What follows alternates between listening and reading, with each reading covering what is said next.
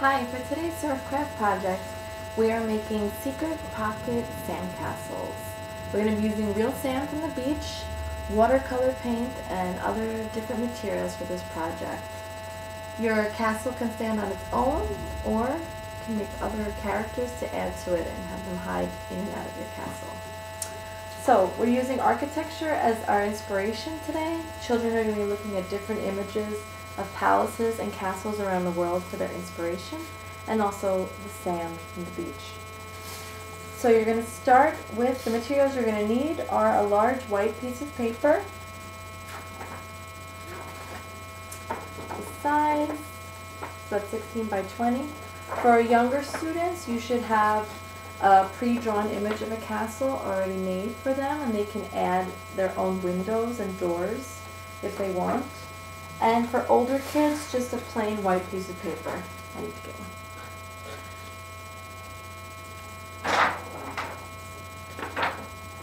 one. Okay.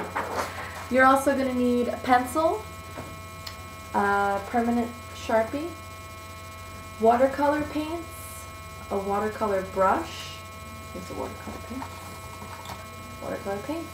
Watercolor paintbrush, which is the soft brush. You're going to need sand, the colored sand that you will have made during the activity when you take the pigment and mix it with the sand. Glue, Elmer's glue, that's made into a cup, poured into a cup. A bristle brush, crayons, and scissors. Okay, so you're going to start by drawing your castle.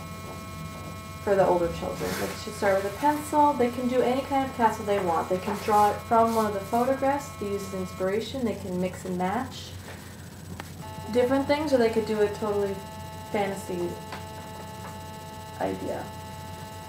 So first draw it in pencil, and then you can outline it in Sharpie. I'm just going to do mine in Sharpie right now.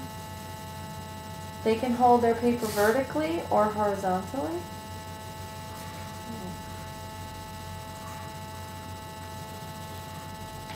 I'm just kind of doing a little mix of different .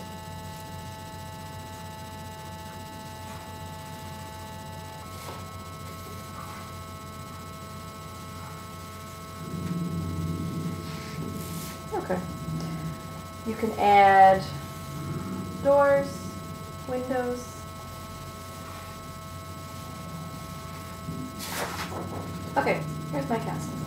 The next step, again, for the younger kids, they'll have something like this so they can draw their own windows and doors. The next step is we're going to add watercolor paint.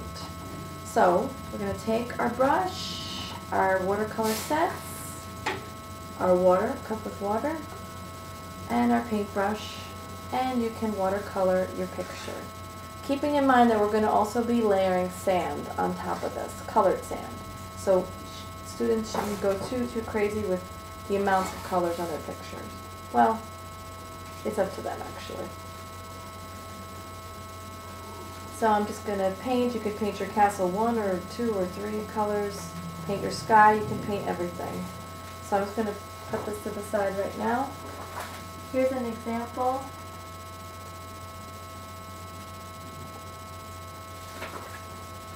Of a finished watercolor castle that I've already done. Once you finish with the watercoloring, you're going to set your picture aside to dry. That's when you're going to color your sand. So now students will come back and they'll add sand to their picture. So you can actually do whatever you want. They can create a design. They could choose to cover their whole entire castle with sand. They could choose to do different designs with the sand. You're going to take your bristle brush now, and your glue, and your sand. They're going to have a choice of different colors that they've already made. And let's say you wanted to do a design, say I wanted to do some stripes, just paint exactly where you would like the sand to go. You have to do this section at a time because the glue will dry quickly. So right now I'm just doing some stripes on my painting. And then I'm going to sprinkle my sand on. And you could do different colors on each stripe. Although it's best to do one color at a time, because when you shake off the excess sand, it needs to go into one place. So it's better to lay down one color at a time. That way when you shake the extra off, it all goes in the same container.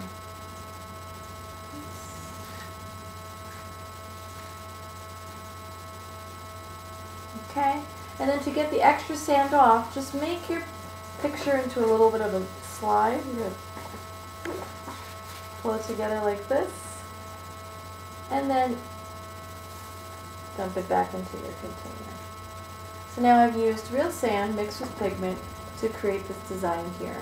Like I said, they could do the entire thing with sand. They could also put sand over the watercolor in the background. It's up to them. In this picture here, I just chose natural colored sand and I painted my whole picture with the sand, my whole castle. Then while that sand is drying, they're going to work on their characters so they can create different people to go into their castle. I forgot to say something. That is, to get their secret pockets, after they've drawn their windows, okay, I'm going to use this one again.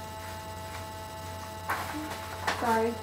After they've drawn their windows, the teacher should, to create the secret pocket, before you start painting, is to take the paper, you fold it like this, just lightly without bending the paper too much, and put a little snip there, and that way you'll create a little space here. You can do as many as you want on the picture. It doesn't have to be just in a window. It could be throughout. It could even be in the sky. If they want to put something, they want to create a character that might fly in the sky, they could put a little, you could put a little slit there too. Okay, so while your sand is drying, you're going to create your characters, and that's really easy. You're just going to take small pieces of paper, draw a picture of whatever you want on it. I feel like doing some kind of dragon. I'm doing a very quick thing. Okay, they can cut it out, and then with masking tape, you just cut out their shape.